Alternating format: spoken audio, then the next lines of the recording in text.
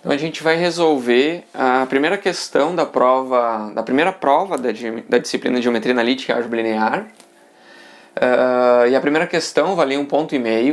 Pedia para a gente determinar os valores de A e B, de forma que os pontos, aí a gente tem aqui 3 pontos, né? O ponto A, o ponto B e o ponto C sejam colineares. Só que a gente vê aqui a coordenada x, a primeira coordenada do ponto B, é indeterminada, a gente precisa determinar ela. E a segunda coordenada do ponto C também está em aberto, né? A gente precisa...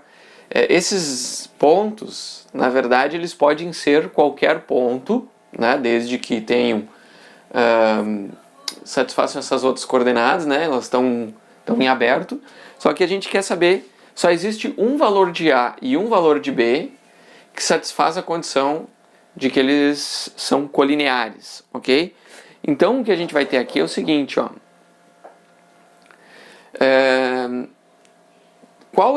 A gente parte da ideia de qual é a condição para que 3 pontos sejam colineares, né? E a gente sabe que a gente está usando álgebra vetorial. Existe um vetor que aponta de A para B e um vetor que aponta de B para C, ou de A para C, tanto faz, né? A gente pode usar o ponto A como referência, né? Como assim? Então a gente tem o ponto A, e a gente tem um ponto B qualquer e um ponto C qualquer. A gente pode pegar o vetor que aponta de A para C e o vetor que aponta de A para B. Tá? Aqui eu estou só fazendo um rascunho para lembrar o conceito. Agora, se esses dois vetores, para que o ponto B e o ponto C estejam alinhados aqui, ó, digamos que aqui seja o B e aqui seja o C, né?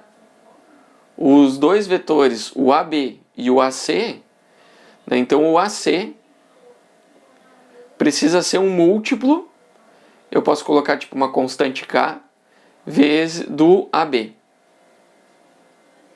Né? Ou ainda o AB ser um múltiplo do AC. Então, ou ainda a gente pode usar o AB como sendo um múltiplo do BC.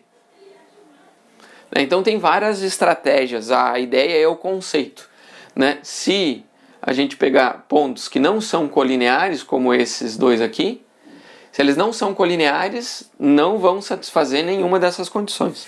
Agora, para que eles sejam colineares, eles têm que satisfazer essa condição, né, de que um vetor que aponta de um ponto ao outro, né, eles são múltiplos em si. Então a gente vai usar essa estratégia, tá? Isso eu vou apagar, é só um rascunho. A gente não precisa, né, a gente só vai usar... Bom, enfim, a prova precisa ser justificada. Então a gente vai usar uma comunicação de solução, né, com introdução, desenvolvimento e conclusão. A primeira frase vai ser uma introdução, né, que eu vou apresentar qual é a abordagem. Então a abordagem é o seguinte, até inclusive a Andressa deu ali, ó, que determinei os vetores AB e BC. Então eu vou usar essa estratégia, ó, né? Começamos, né? Primeiro determinamos os vetores, vou colocar agora, determinamos os vetores. Só que aqui, notem que não importa qual combinação que a gente vai fazer, desde que um seja múltiplo do outro. Como os coeficientes a determinar estão em B e em C, eu vou fazer o seguinte, eu vou fazer o AB, porque o A a gente tem todas as coordenadas, e AC, tá? Porque se a gente faz o B e C, a gente mistura ali. Então aqui eu acho que vai ficar um pouquinho mais claro, já que eu estou resolvendo para tentar ser didático. Então determinamos os vetores AB e AC. Então a gente tem o AB, ele é a diferença entre os vetores que apontam da origem até B, ou seja, o vetor A 2 e 3, menos o vetor que aponta da origem até A, que é o 2, 1 e 5. Né? E a gente chega no vetor que a gente subtrai coordenada a coordenada. Então, 2 menos A menos 2, 2 menos 1 e 3 menos 5. Opa, quase na beirada do quadro. E aí depois a gente pega o AC.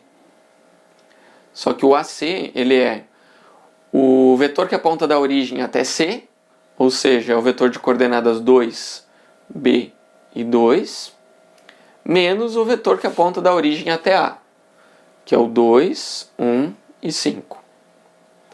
Então a gente tem o vetor 2 menos 2, que é 0, B menos 1, que é o B menos 1, 2 menos 5, que é o menos 3. Então, agora, para que esses pontos sejam colineares, então, ó, para que A, B e C sejam colineares,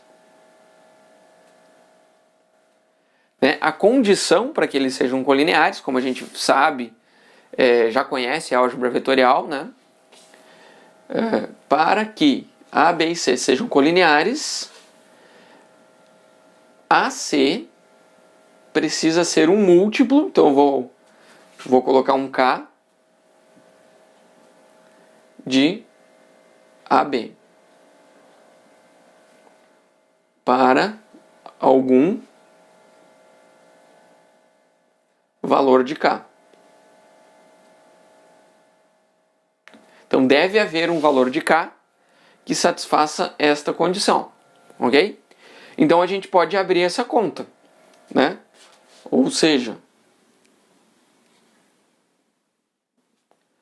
o AC é o vetor 0, B menos 1 e menos 3. Ele tem que ser igual a um valor de K, né? Também é um coeficiente, mais um coeficiente a determinar. Deve ter um valor de K que satisfaça essa condição. E aí a gente coloca aqui o vetor AB, que é o A menos 2, o Azinho, né? 1 e menos 2. Ok? Então agora a gente tem que, para que, né? Então, inclusive, este vetor aqui, ó, K vezes este vetor, é equivalente a gente fazer o K vezes A menos K vezes 2. Vou colocar menos 2K. 1 vezes K na segunda componente e menos 2K na terceira componente, ok? Aqui ficou um pouquinho... Vou ajeitar aqui a câmera. Assim. Então a gente tem esta igualdade, ó. 0, B menos 1 e menos 3. Tem que ser igual ao vetor com essas componentes aqui. Só que para a gente ter igualdade entre vetores, a componente x tem que ser igual à componente x. Então 0 tem que ser igual a Ka, né, menos 2K. O B menos 1 tem que ser igual ao K. E... faltou um K aqui, ó, menos 2K. Opa, menos 2K. Desculpe. E o menos 3 tem que ser igual a menos 2K. Até nem faria sentido menos 3 ser igual a menos 2. Né? A gente teria uma condição que não dava para satisfazer. Beleza? Deixa eu baixar essa outra câmera aqui. Assim. Ok, só que agora a gente tem que montar esse sistema de 3 equações que satisfazem a condição de igualdade de vetores. Este vetor só é igual a esse se cada uma das componentes forem iguais entre si.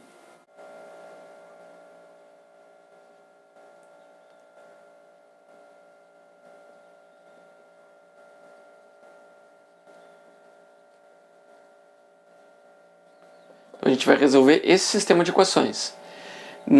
Aqui, ó, dessa primeira equação, fica óbvio que ou o k é igual a zero, só que não tem como o k ser igual a zero, ou o a menos 2 é igual a zero, o que nos leva, né, é o equivalente a gente dizer que o a é igual a 2, certo? Aqui, na equação 2, tem duas variáveis, mas na equação 3, a gente tira o k. Na equação 3, a gente tira o k como sendo 3 meios, certo? E aí agora a gente pega este resultado de 3 meios e na equação 2, a gente tem que b menos 1, b é igual, na verdade, a 3 meios mais 1. Só que a gente tira um mínimo aqui, né? E a gente fica com 3 mais 2. Então é 5 meios. Agora sim. Então aqui a gente tem os valores, né? Então aqui, ou seja, isso significa que o b é igual a 5 meios. Certo? Então, a gente já tem a resposta aqui, o a e o b. Só que a gente vai ajeitar a conclusão, né, com um conectivo de conclusão, que é o portanto, né, para que os pontos A, B e C sejam colineares, A precisa ser igual a 2 e B precisa ser igual a 5 meios. Ok? E aí a gente pode verificar se realmente satisfazem aquelas condições ali. Então, na questão 2, a gente precisa determinar o valor do coeficiente m, né? Para que um volume do paralelepípedo definido pelos vetores A, B e C seja igual a 15 unidades de volume. Só que a gente tem que a componente x do vetor A depende do valor de m. Então, o volume do paralelepípedo depende do valor de m. A gente quer saber qual é o valor de m que satisfaz essa condição do volume ser igual a 15. Então a gente vai fazer o seguinte, né? O volume, a gente vai definir a estratégia. Como é que a gente faz? A gente vai dizer que o volume do paralelepípedo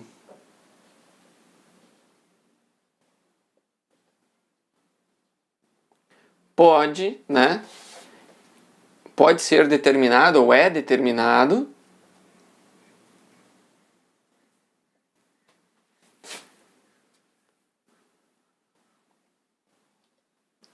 pelo módulo do produto misto entre os vetores.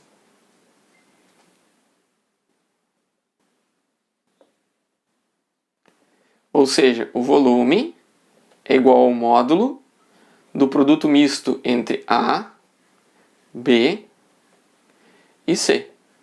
E a gente define produto misto assim, colocando eles parecido como a gente faz com as coordenadas, né, de um vetor, mas como a gente tem vetores aqui, essa notação é a notação para produto misto, e a gente tem que isso precisa ser igual a 15. Ok? Então o volume do paralelepípedo é definido pelo módulo do produto misto entre os vetores. Logo,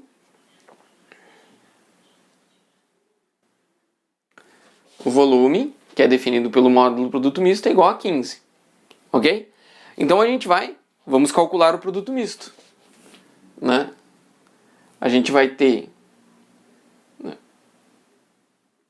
Notem que como tem o módulo, não importa qual a ordem dos vetores, né? Não importa qual a ordem. Eu vou calcular separado e depois, né, a gente iguala a 15. Ou a gente pode desenvolver a conta todo junto, mas eu vou fazer assim separado. Tá? Não importa a ordem dos vetores por causa do módulo.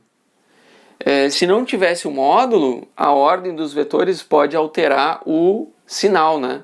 A gente pode, por exemplo, ter um valor negativo aqui. Então a gente vai fazer o seguinte, vamos lá. O próximo passo, tá? Vamos determinar o produto misto.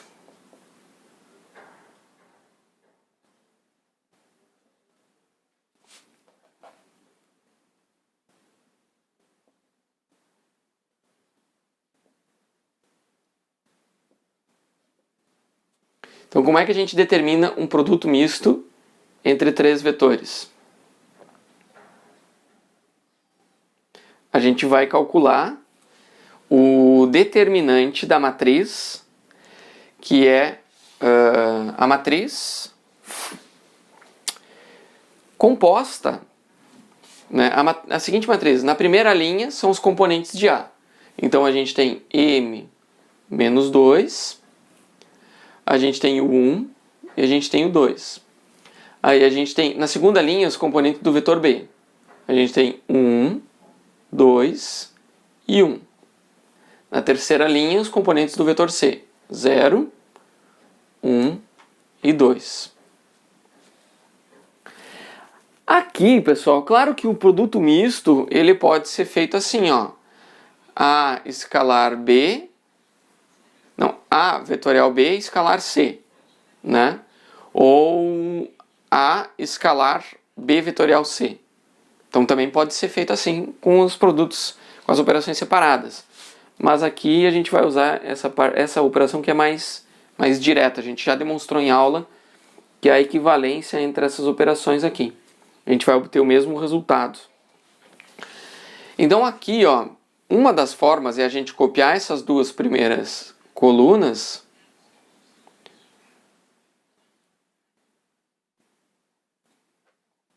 assim, e aí a gente faz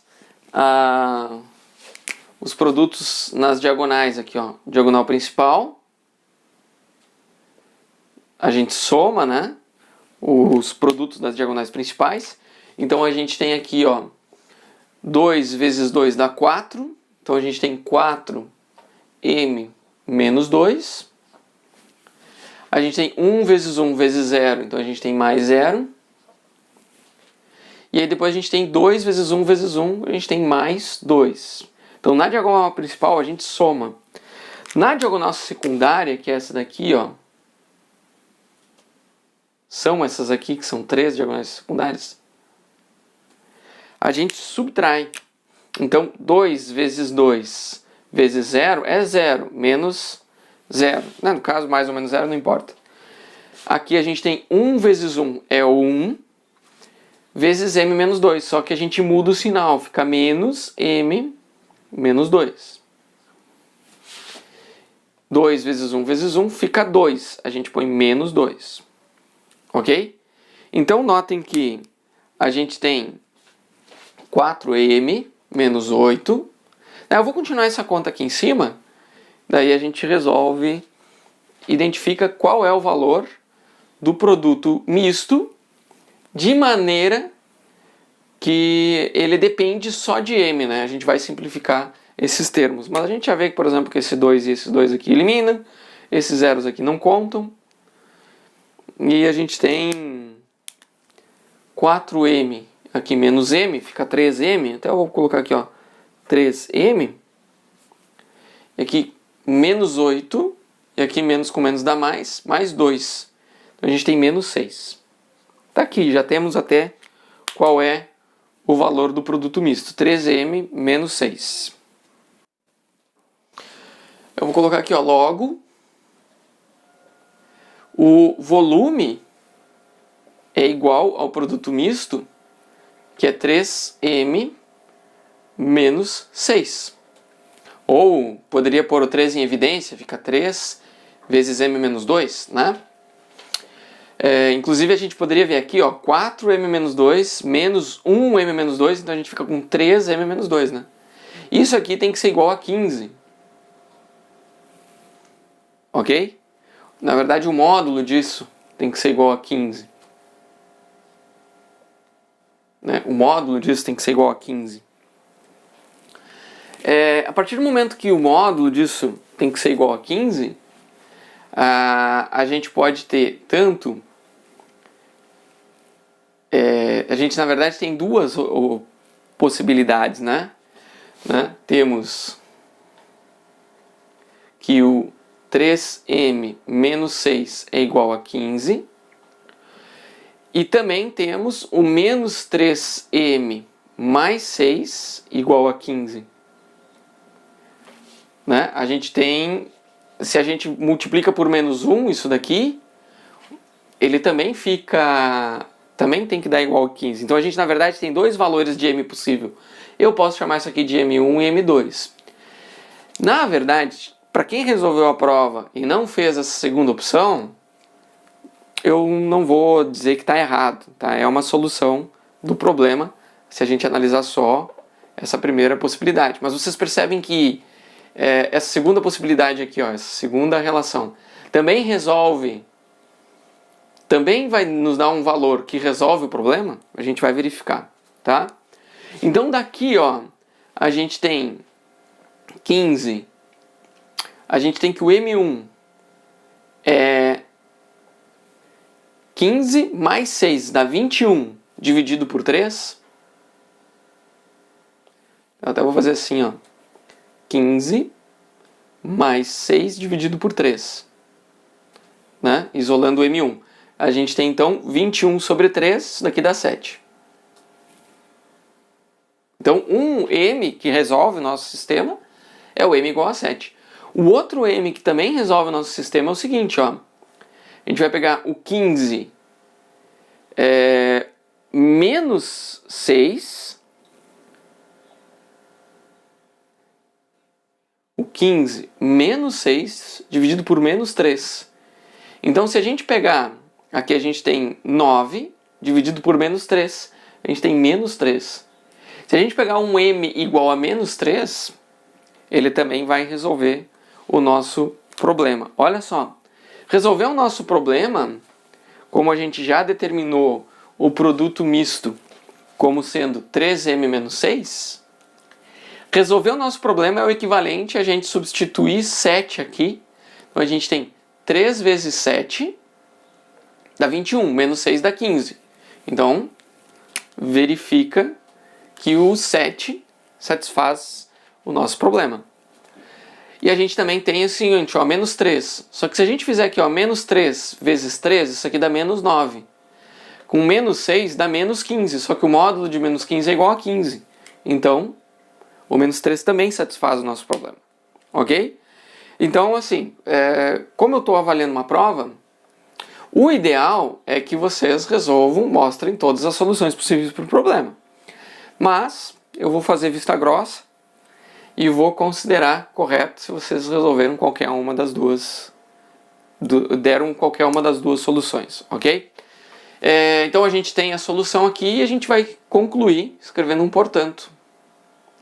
Portanto, né, para que o volume do paralelogramo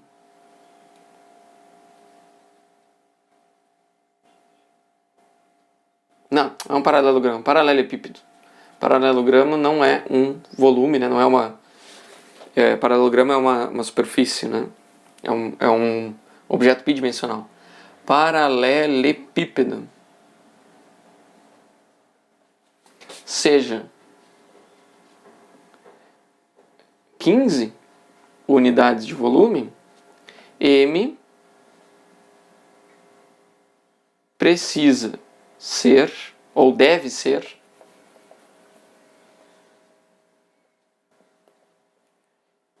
7 ou menos 3. Ou um ou outro. Lembram que é uma relação de lógica, né? Para que esta afirmação... Aqui é uma conjunção, né? Uma conjunção lógica.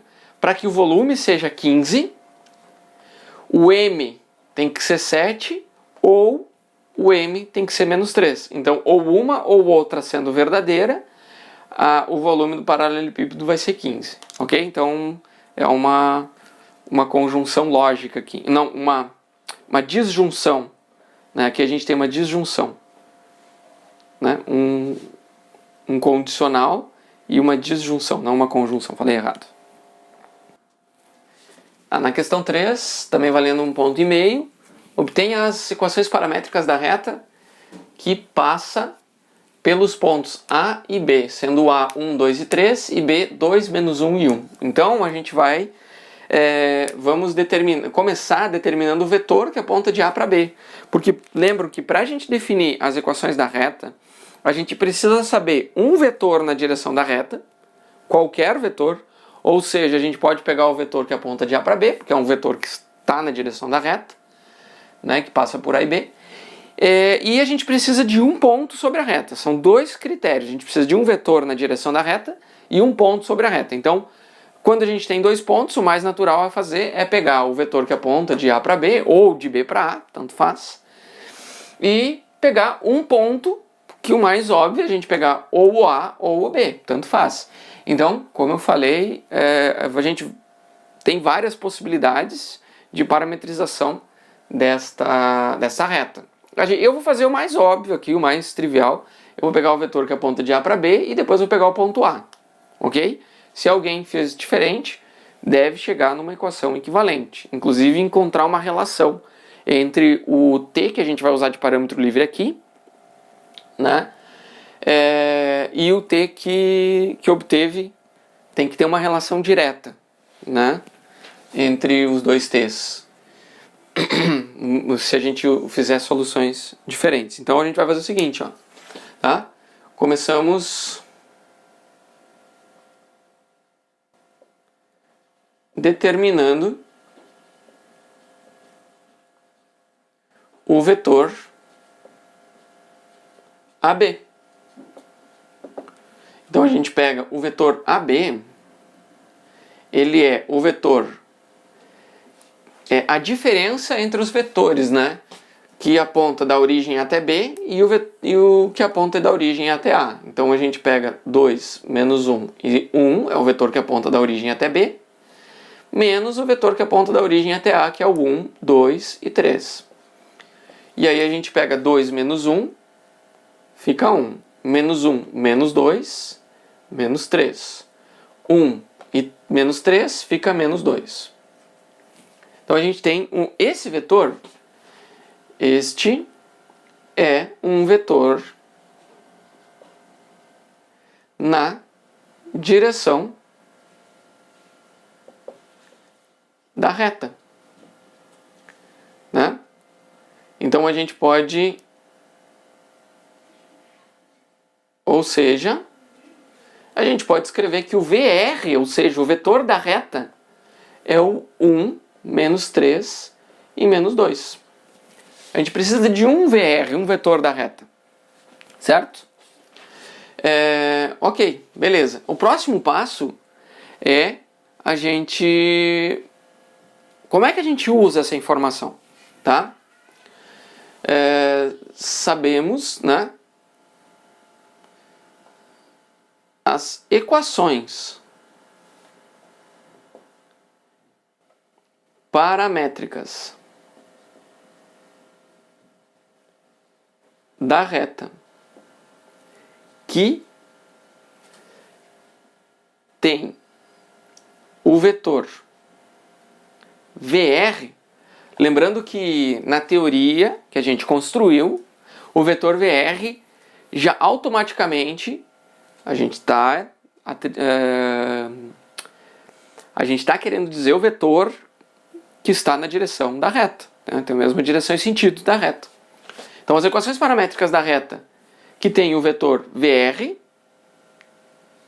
1 menos 3 e menos 2, e que passa pelo ponto A, que é o 1, 2 e 3, ficam. Quais são as equações? A gente tem o x. Lembra que essas equações elas nos dão as coordenadas x, y e z de todos os pontos que estão sobre essa reta, né? Então, a combinação desse x, y e z que a gente vai obter agora aqui com as equações parametrizadas são as coordenadas de todos os pontos que estão sobre a reta. E todos os pontos que estão sobre a reta podem ser escritos desta forma. Lembrando que a gente vai ter o seguinte, ó. A gente vai ter a componente x do vetor v vezes o parâmetro t. Então a gente tem 1 vezes t. Ou seja, a gente tem t. E aí a gente vai pôr assim, ó, menos... menos ou mais? Na verdade, Então a gente vai pôr mais 1, que é a componente x do vetor, de um ponto sobre o qual a reta passa. Aí a gente vai ter menos 3t mais 2. E menos 2t mais 3. Então aqui estão as componentes de um ponto sobre a reta. E aqui, multiplicando t, a gente tem as componentes de um vetor na direção da reta, né? Para qualquer valor de t pertencente aos reais, de menos a mais infinito. Então, qualquer valor de t que a gente colocar aqui, a gente encontra as coordenadas de um ponto sobre a reta, tá? Então, notem que aqui a gente já tem as equações paramétricas da reta, né? As equações paramétricas da reta, que tem o vetor tal e que passa pelo ponto A, ficam assim, para qualquer valor de t pertencente aos reais. Na verdade, eu poderia ter justificado, né? Bom, aqui a gente põe o Vx, Vy e Vz.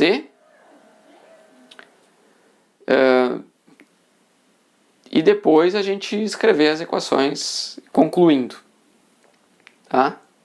Mas se alguém chegar nessa apresentação aqui, já tá bem resolvida, né, a questão, já está bem claro.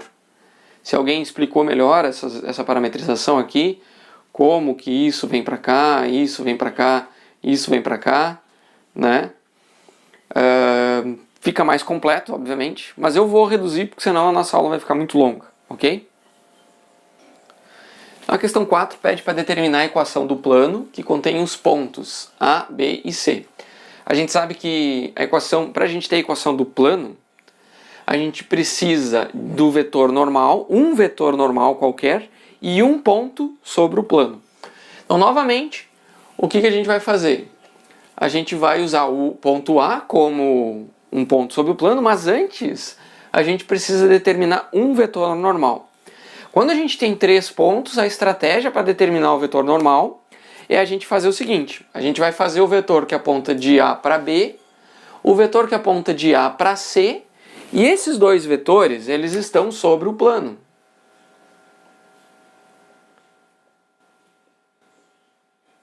Eles estão sobre o plano. A gente precisa, se a gente fizer o produto vetorial entre esses vetores, esse produto vetorial ele vai ser perpendicular aos dois vetores que estão contidos no plano, logo, esse produto vetorial serve como um vetor normal ao plano, ok? Então, este é o raciocínio, a gente já sabe disso, essa é a teoria, né? E a gente vai obter esses vetores aqui. Então a estratégia é começa por obter esses vetores aqui. Obter o vetor normal e obter a B e a C, ok? Então vou apagar aqui E vamos começar o problema obtendo o vetor normal ao plano, tá? Então, obtemos um vetor normal ao plano, plano, né?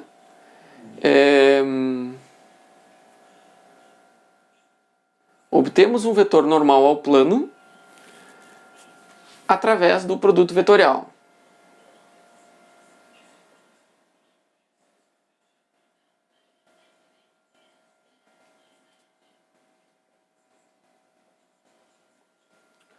Então a gente vai definir o produto vetorial como eu vou fazer o AB vetorial AC. Mas notem que qualquer combinação aqui daria um vetor normal. Poderia ser o AC, poderia ser B, CA, poderia ser o BA, BC. Sempre vai satisfazer essa condição porque é uma questão de fundamento, né? De princípio da operação matemática produto vetorial. Então a gente vai definir isso daqui, né? Mas antes precisamos definir o AB e o AC. Então, sendo AB, daí a gente faz a definição do AB. Lembram que é 1 menos 1 e 1, menos 3, 2 e 1. Esse daqui vai dar 1 menos 3 dá menos 2, menos 1 menos 2 dá menos 3, e 1 menos 1 dá 0. Tá? Depois a gente tem aqui o AC. Eu estou seguindo a ordem alfabética, na verdade, a ordem de apresentação. Né? Se alguém fez esse problema utilizando outra ordem, vai chegar em outros valores, né? Inclusive de n, né? Outro valor de n. Mas vai ter que ser um múltiplo do vetor que a gente vai encontrar aqui. Tem que ser um múltiplo, certo? Tem que ser colinear com o n, senão não é normal. Aí a gente tem o 2, 0, 1. Né? Não é normal ao plano, né? E 3, menos 2 e 1. 2 menos 3 fica menos 1. 0 menos 2 fica menos 2. 1 menos 1 fica 0. Confiram ver se eu não errei, porque eu adoro errar essas continhas simples. Eu sou campeão de errar esses 2 menos 3, esquecer de alguma coisa. Tá? Podem conferir. Se eu errei, eu agradeço a compreensão. Tá? Beleza. Ok.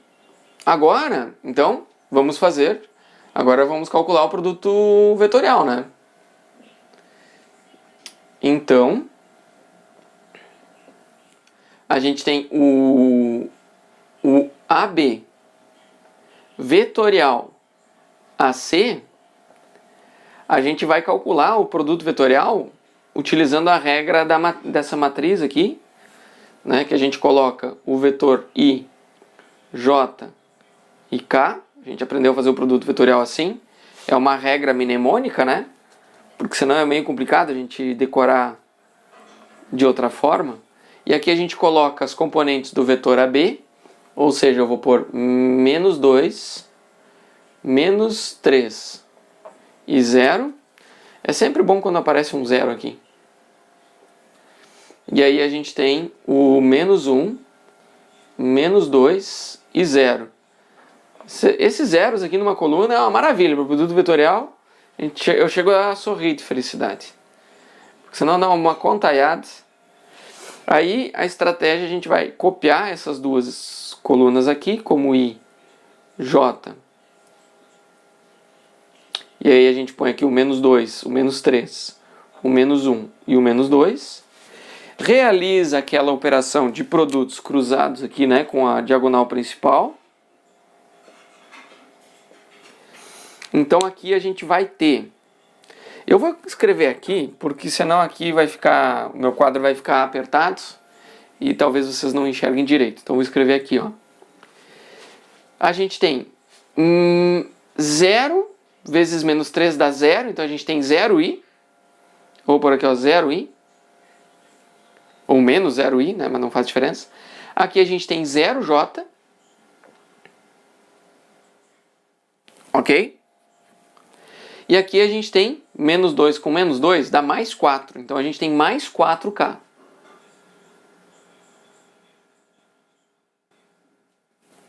Ok? Depois a gente vai fazer menos na diagonal secundária. Aqui ó, a gente tem o k, o i e o j. O bom de ter 0 no k é que todas as componentes com i e j zeram, né?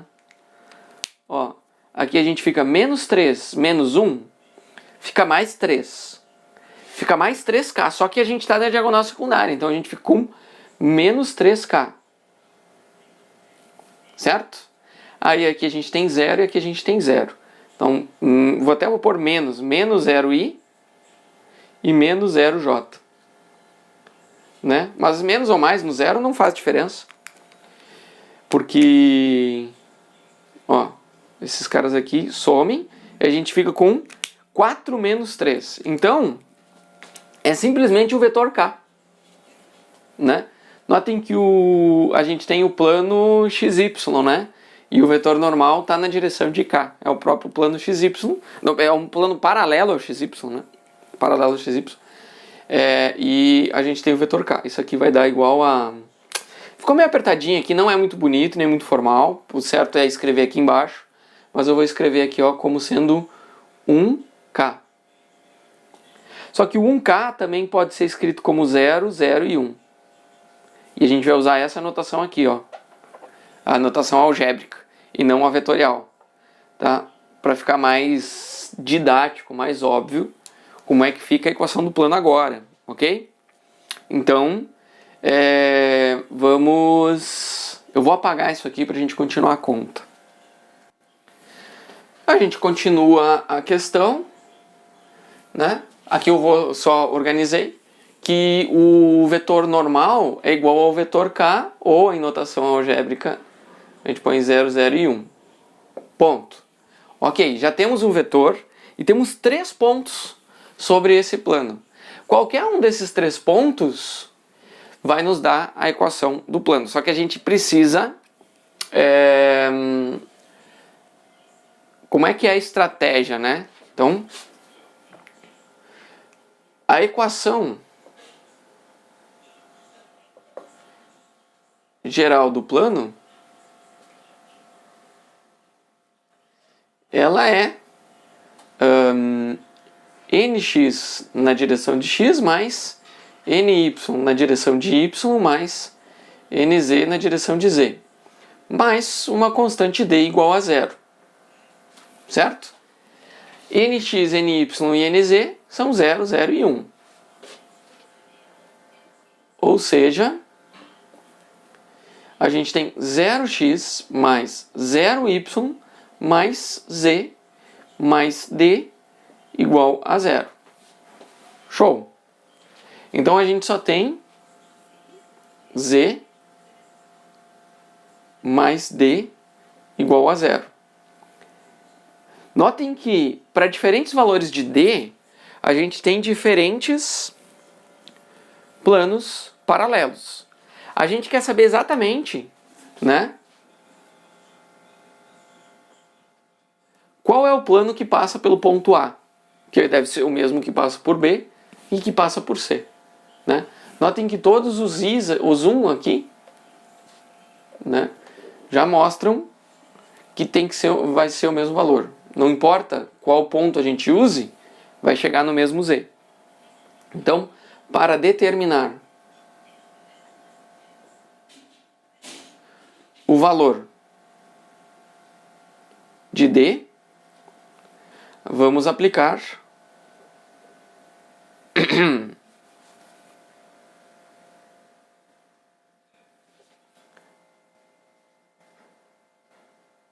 o ponto A na equação. Então a gente tem 0 vezes 3 mais 0 vezes 2, lembra essa equação aqui, ó, a gente põe as coordenadas do ponto no lugar do x, do y e do z. Então a gente tem 0 vezes x, mais 0 vezes 2, mais 1 vezes z, mais d igual a 0. Então aqui a gente tem que aliás, mais 1 vezes 1, né? Então a gente tem que o d é igual a menos 1. O d é igual a menos 1, certo? Então agora a gente já tem a equação do plano substituindo d é igual a menos 1. A gente vai concluir então com, portanto, a equação do plano, né, que contém os 3 pontos, posso até assim, que contém os pontos A, B e C, é z. No lugar do d a gente põe menos 1 igual a 0. Ou z igual a 1. Z igual a 1 é a equação do plano, porque todos os pontos que tenham z igual a 1 estão no mesmo plano, que A, B e C.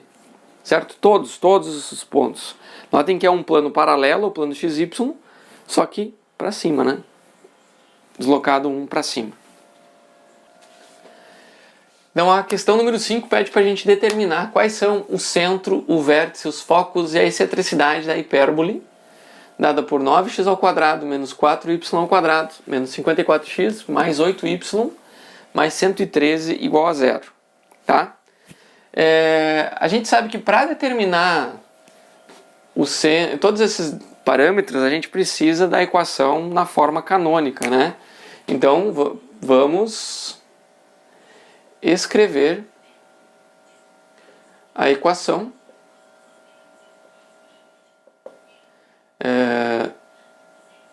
canônica da hipérbole.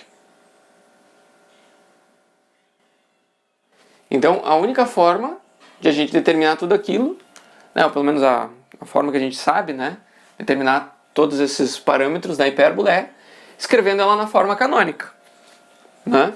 Então, para isso, a gente vai completar quadrados aqui. A gente tem ela aberta, a gente precisa completar quadrados e arranjar esses termos, né?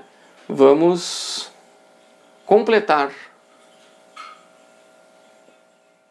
Para isso, vamos completar quadrados em x e em y, separadamente.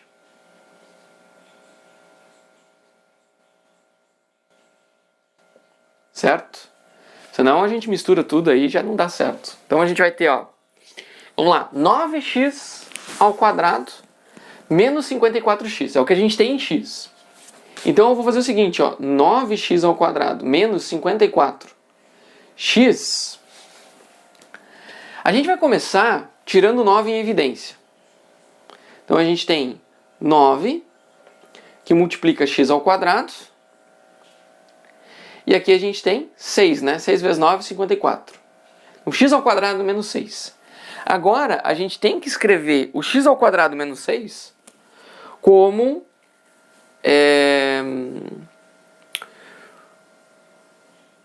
x menos um valor ao quadrado, né? Porque assim a gente tem a forma canônica da hipérbole e a gente já consegue determinar a componente x do centro, certo?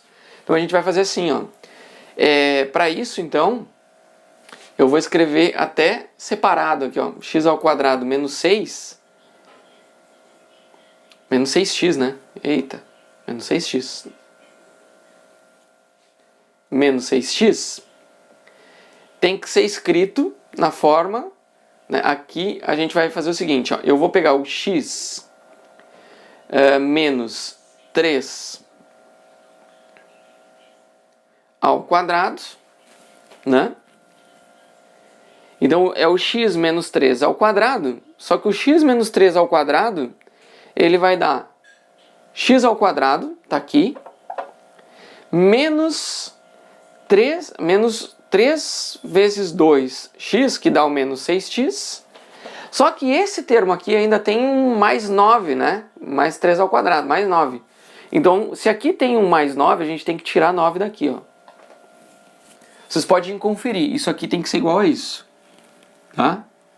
Então, aqui dentro, né? A gente tem o 9x ao quadrado menos 54x vai ser igual a 9, né? E aqui dentro desse parênteses a gente vai pôr o x menos 3 ao quadrado menos 9. Ou seja, né? Então eu vou escrever aqui um mas para a gente separar. Isso daqui vem aqui dentro, né? Então o 9x ao quadrado menos 54x pode ser escrito como 9 vezes o x ao quadrado menos 6x, que é igual a x menos 3 ao quadrado menos 9. Só que aqui eu ainda vou escrever como 9 que multiplica x menos 3 ao quadrado. Então a gente já vê que a componente x do centro é 3. Só que aqui eu vou pôr ainda um menos 81. Ok? Olha só. Então a gente tem essa igualdade aqui, ó. Então nessa equação, a gente pode substituir o 9x ao quadrado menos 54x por 9 que multiplica x menos 3 ao quadrado menos 81. Então a gente já completou quadrados em x, né? Então eu posso colocar aqui, ó, em x. E aí agora a gente vai completar em y. Quem são os termos que tem y? A gente tem o menos 4y ao quadrado mais 8y. E a gente vai fazer a mesma coisa. Eu vou puxar o menos 4 lá para frente. E eu vou escrever o y ao quadrado menos 2y.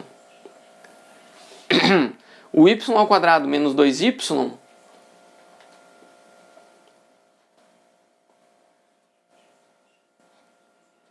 a gente completa quadrados e a gente tem aqui, ó, o y menos 1 ao quadrado. Porque aqui, ó, elevando isso aqui ao quadrado, a gente tem o y ao quadrado, que está aqui, menos aqui o 2 vezes y vezes menos 1, que é o menos 2y, mais o 1 ao quadrado. Então aqui a gente tem mais 1. Então a gente precisa tirar 1 daqui, né? Porque aqui, ó, dentro desse quadrado tem o y ao quadrado menos 2y mais 1. Então a gente põe o menos 1 aqui para tirar o quadrado desse cara aqui. Logo, o menos 4y ao quadrado mais 8y, que é o que está aqui na nossa equação, né, esse e esse, a gente vai escrever como sendo menos 4 que multiplica tudo isso aqui, ó, y menos 1 ao quadrado menos 1. Ou ainda, a gente vai substituir isso daqui na equação da hipérbole por menos 4. E notem que é uma hipérbole porque aqui tem um menos, né? No y menos 1 ao quadrado. Então a gente já vê que a componente y do centro é 1, né? Então a gente já tem o centro 3 e 1, mas a gente ainda não vai falar dele agora. E a gente põe aqui, ó, menos com menos dá mais. Então a gente vai pôr aqui um mais 4. Então olha só, esses termos todos aqui, ó, a gente vai substituir por esses dois aqui, né? E a gente vai continuar a equação agora. Então aqui, pessoal, eu até deixei anotado aqui para não esquecer, que a gente tem o 9x ao quadrado menos 54x, a gente vai substituir por, né? Então, a equação da hipérbole fica, no lugar então, a gente vai pôr, ó, 9, que multiplica. Espera, eu vou ter que carregar meu canetão. Tá, vamos ver aqui então, fica 9, que multiplica x menos 3 ao quadrado. O canetão falhando aqui. X menos 3 ao quadrado, menos 81. Esses aqui são os equivalentes ao 9x ao quadrado menos 54x. Aí a gente vai pôr mais, aliás, menos 4, y menos 1 ao quadrado, mais 4. Então a gente troca esse termo aqui. Falta o mais 113, igual a zero. Ok? Agora, então eu vou apagar aqui. A gente precisa deixar isso daqui tudo igual a 1, né? Tem que ser tudo igual a 1. Então a gente vai pegar, ó, o 113 mais 4 fica 117. Aí a gente vai tirar o 81. Então 117 tiramos 81. Aqui vai ficar 6. E aqui fica 13. Então fica 36. Ok? Então a gente tem 9 que multiplica x menos 3 ao quadrado, menos 4 que multiplica y menos 1 ao quadrado, mais 36, igual a zero. A gente precisa colocar igual a 1. Então a gente vai pegar aqui, ó, 9 que multiplica x menos 3 ao quadrado, menos 4 que multiplica y menos 1 ao quadrado, igual a menos 36. E a gente divide tudo por 36. Então eu vou dividir aqui por 36, por menos 36.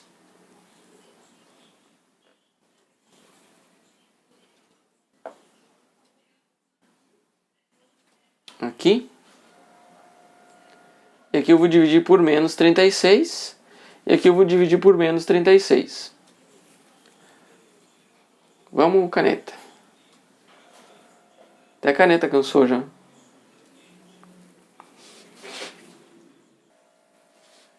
Tá, então, aqui ó, a caneta melhorando. Bom, agora a gente vai ter aqui, ó, x menos 3 ao quadrado dividido por 4. Só que a gente tem um sinal negativo aqui, né? E a gente tem mais y menos 1 ao quadrado dividido por 9, igual a 1. Né? Até a gente pode trocar esses dois caras aqui, a gente fica com y menos 1 ao quadrado sobre 3 ao quadrado. E aí a gente tem menos o x menos 1 menos 3 ao quadrado sobre 2 ao quadrado, igual a 1. Eu vou destacar essa equação aqui, ó, porque essa é a equação canônica da hipérbole.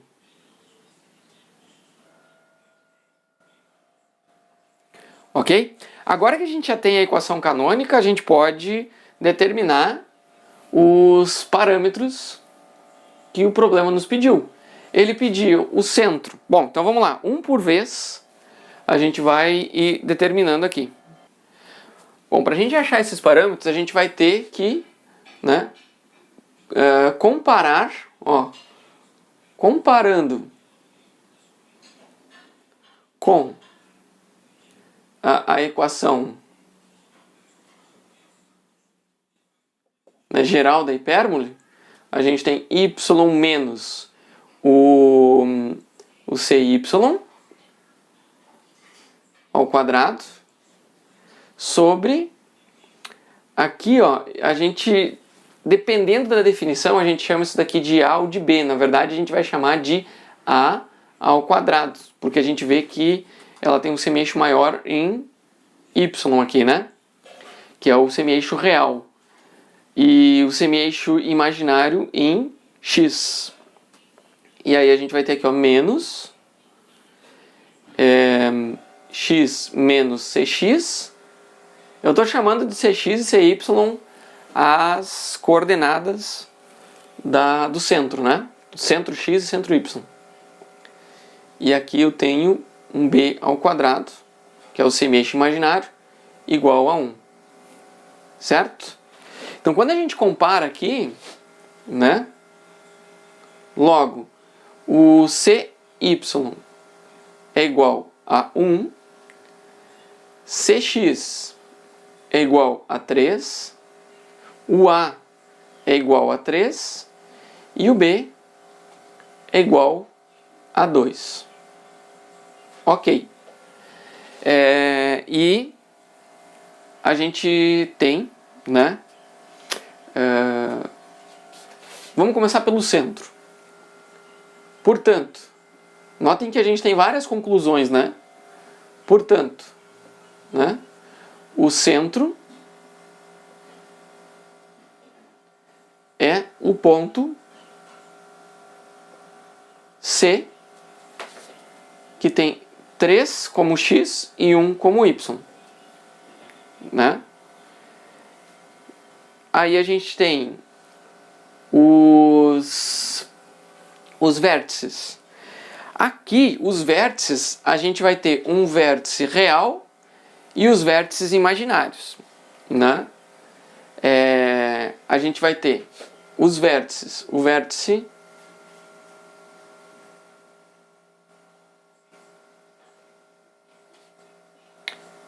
reais estão sobre o eixo y, né? Eles estão sobre o eixo y, então eles estão assim na vertical, se a gente considerar o plano XY, né? Vertical, o x na horizontal, o y na vertical. Só que tem um detalhe.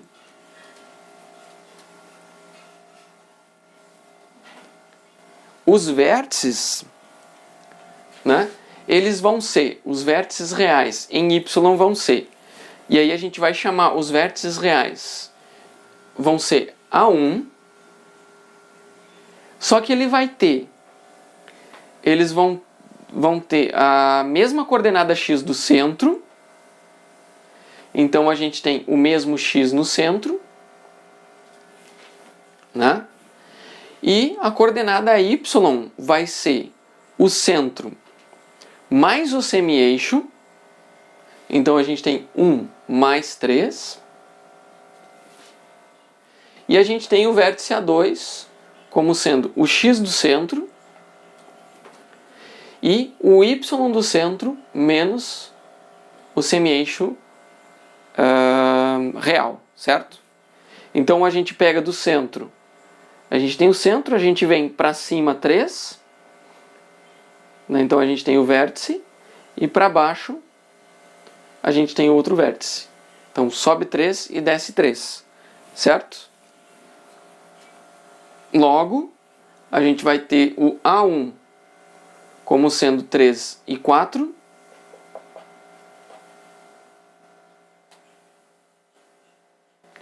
E o A2 é o 3 e menos 2. Então aqui são os vértices reais.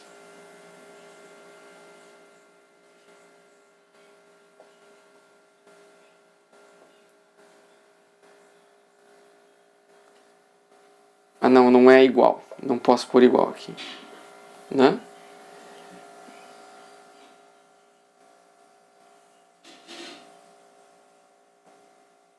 O igual é só para vetor, né?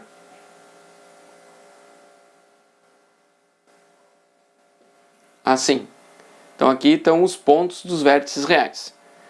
A gente pode também determinar os vértices imaginários, tá?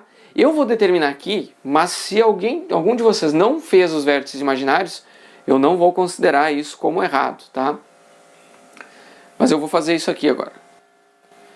Então os vértices imaginários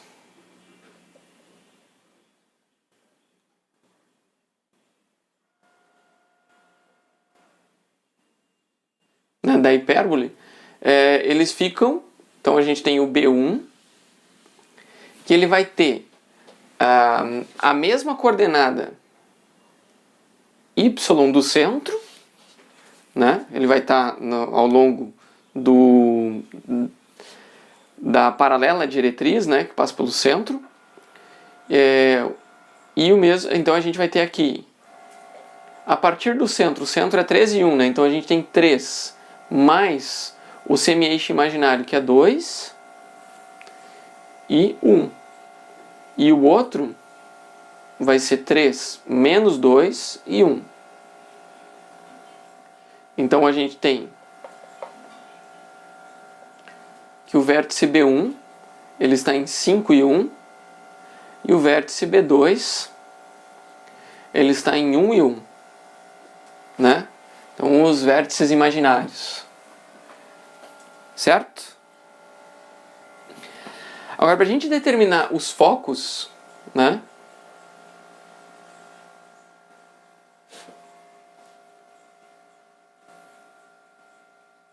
Falta uma opção, né?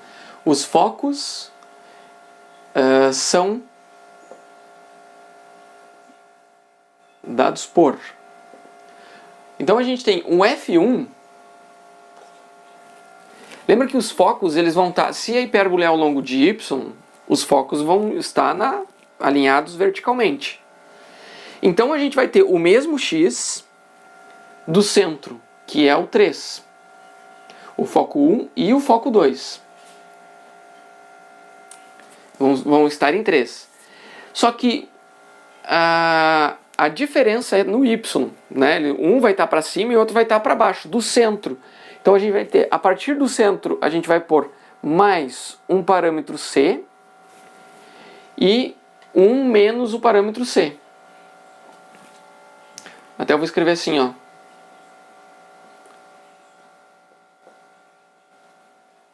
Né? E quem é o c? Sendo c, ele é definido da seguinte maneira.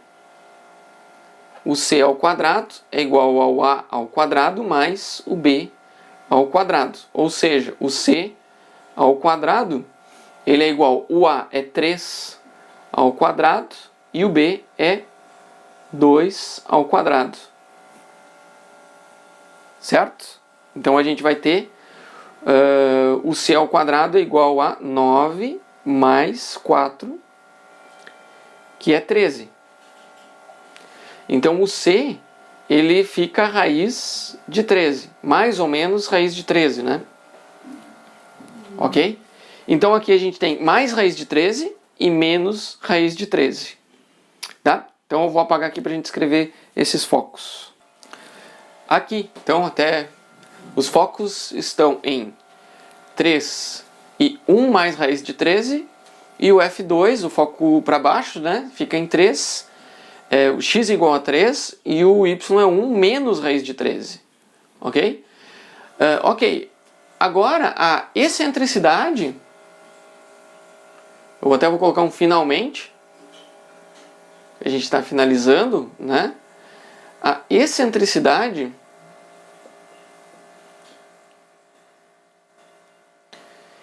como é que a gente calcula a excentricidade da hipérbole? Ela é dada por C sobre A. Certo? A é o semi-eixo real e C é obtido a distância do centro até o foco, certo? Então, a gente tem aqui raiz de 13 sobre 3, né? Raiz de 13 sobre 3. Portanto,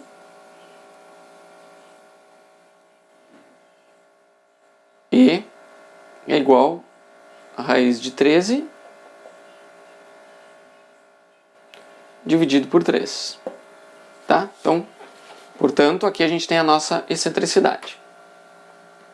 Certo? Vocês veem que como ele fez várias perguntas, eu dei várias conclusões. Né? O centro, os vértices, os focos e a excentricidade da hipérbole dada por essa equação aqui.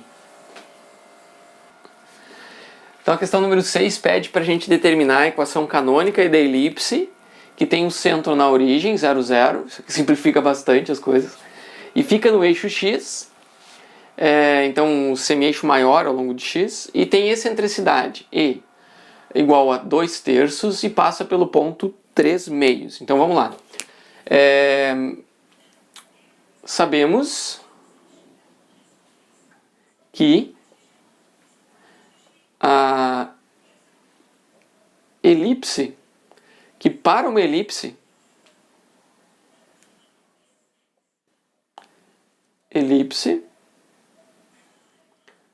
valem as relações.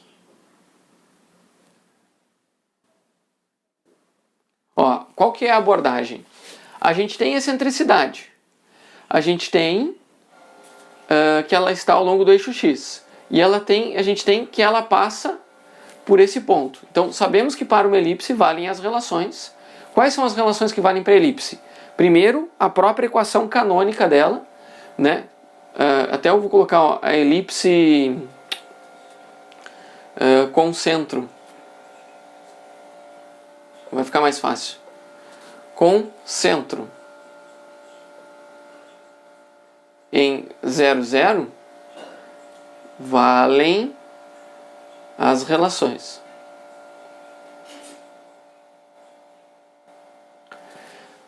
Como que fica? Primeiro, a equação canônica da elipse, né? x² sobre a² mais y² sobre b².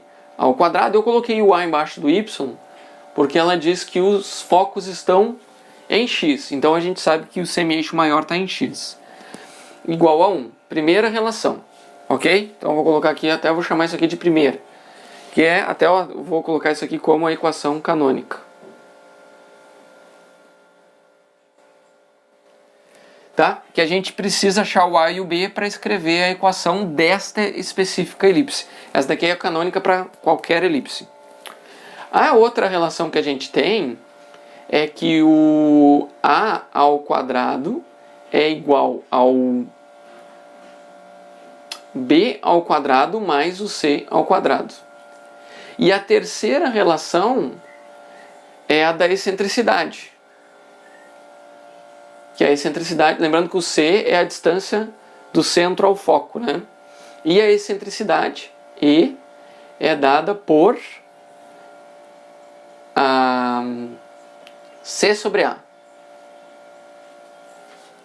C sobre A. Lembrando que esse daqui é por causa da elipse, na hipérbole é ao contrário.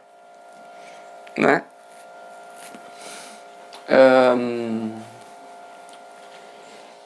E aí, daqui ó, a gente já tem, por exemplo, né, de 3, temos que isso daqui, ó, C sobre A é igual a 2/3. Né? Ou seja, o A é igual a o C. Eu vou ir pelo C. A gente tem vários caminhos aqui, né? O C é igual a 2/3 de A. Ou ainda, notem que aqui a gente tem ao quadrado, né? A gente pode pegar o C² é igual a 4/9 de A². Ok. Então a gente tem uma relação entre o C² e o A². E eu posso colocar ela aqui, ó. Por exemplo, eu tenho o A², né? E podemos colocar esta relação em 2.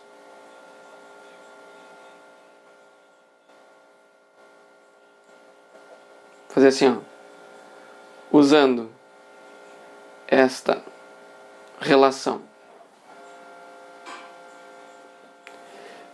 em 2,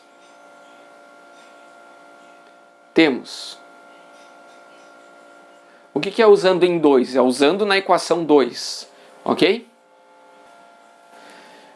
Ó, então, no lugar do... A gente pegou a equação 2 e colocamos no lugar do c ao quadrado o 4 nonos de a ao quadrado, ok? Ou seja, né, a gente pode ter o a ao quadrado menos 4 nonos de a ao quadrado é igual ao b ao quadrado.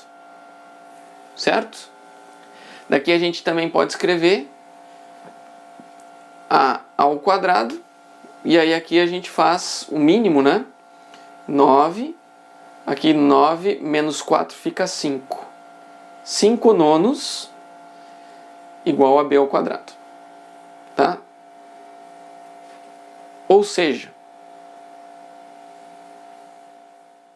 b ao quadrado é igual a 5 nonos de a ao quadrado. Show? Tá? Então a gente vai guardar essa equação aqui. A gente vai guardar ela aqui. E vamos trabalhar com essa outra informação, que diz que ela passa pelo ponto 3 e 2. Né? Então eu vou colocar aqui, ó. Mas sabemos que a equação 1 passa, né, compreende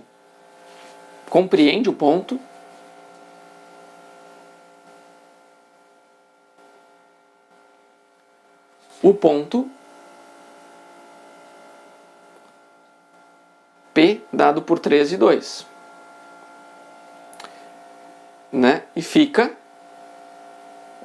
Como é que fica se a gente pega aquela equação 1, que é a equação canônica, e coloca no lugar do x o 3 e no lugar do y 2?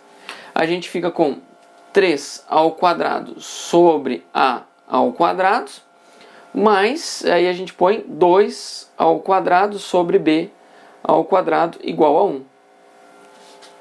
Só que a gente tem o b ao quadrado, é isso daqui, ó. Né? Então até eu vou colocar aqui, ó. Mas b ao quadrado é igual a 5 nonos de a ao quadrado. E a gente, finalmente, eu vou colocar um logo. Então a gente vai colocar esse b ao quadrado aqui no lugar do b ao quadrado, e a gente já tem uma equação só para o a ao quadrado, né? Que já vai resolvendo o nosso problema. Então a nossa equação ela fica assim, né? 3 ao quadrado sobre a ao quadrado, mais 2 ao quadrado sobre b ao quadrado, só que no lugar do b ao quadrado a gente pode pôr 5 nonos de a ao quadrado. Para a gente tirar aquele a ao quadrado, a gente vai tirar o mínimo, né? Então a gente vai fazer assim, ó. Enfim, a gente pode trabalhar isso aqui de várias maneiras, né? A soma de frações, a gente pode fazer a soma de frações. A soma de frações vai ser o seguinte, ó. A gente fica com 5 nonos. Ou talvez seja melhor até eu colocar esse 9 para cima aqui, ó. Vai ficar melhor. O denominador está sendo dividido por 9, a gente vai multiplicar por 9. Vai ficar bem melhor, ó. 9 sobre a ao quadrado, mais 4 vezes 9, que é 36, dividido por 5 a ao quadrado igual a 1. Tem várias maneiras de fazer. A gente vai pegar aqui, ó, vai ter 5a ao quadrado, é um múltiplo em comum, né? Então, tirando o múltiplo em comum, 5a ao quadrado dividido por a ao quadrado fica 5. Vezes 9, então 5 vezes 9, a gente tem 45. Mais 36, igual a 1. Então aqui a gente tem 81 sobre 5. Ó, 81 sobre 5 é igual, o a ao quadrado vem para cá, ó, a ao quadrado. Então o nosso a ao quadrado, né? Ou seja, o a ao quadrado. Notem que na equação canônica a gente só precisa do a ao quadrado, a gente não precisa achar o valor exato dele. Porque aqui ó, a gente vai tirar a raiz, ele vai ficar 9 sobre raiz de 5. Então fica ruim, né? A gente vai manter o a ao quadrado, que é o que a gente precisa. Fica 81 sobre 5. Tá aqui, ó. Ele não pede pra gente achar semi-eixo maior, nem nada. Só pede pra gente achar a equação canônica. E na equação canônica a gente precisa desse a ao quadrado. Show? Então, agora que a gente tem o a ao quadrado, né? Lembrando que o b ao quadrado ele é igual a 5 nonos de a ao quadrado. Ou seja,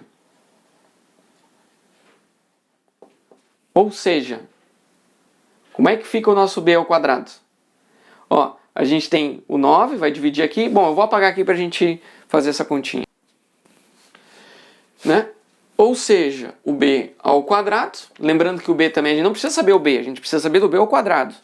O b ao quadrado fica 5 nonos vezes 81 quintos. O b ao quadrado fica 9. Né? A gente vai pegar aqui, ó, corta aqui, corta esse com esse, fica 9. Então o b ao quadrado é 9, o b é 13, o b é mais fácil. Mas a gente não está interessado no b, a gente está interessado no b ao quadrado. Ok? Agora que a gente já tem, né?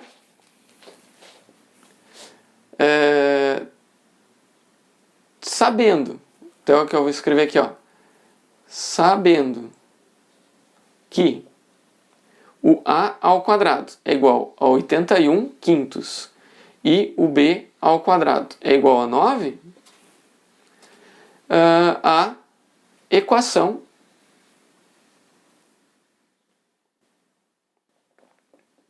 canônica. Aqui já é a conclusão, na verdade, né? A equação canônica da elipse é x ao quadrado sobre 81 quintos. Então a gente pode colocar 5x ao quadrado sobre 81. Não, eu vou colocar o 5 dividido lá. 81 quintos, assim. Daí ela fica exatamente na forma, né? Lembrando que esse aqui é o a ao quadrado, então não tem que levar o quadrado aqui. Já está o a ao quadrado. Mais y ao quadrado sobre 9, igual a 1. E essa aqui é a equação canônica da elipse. Certo? Molezinha.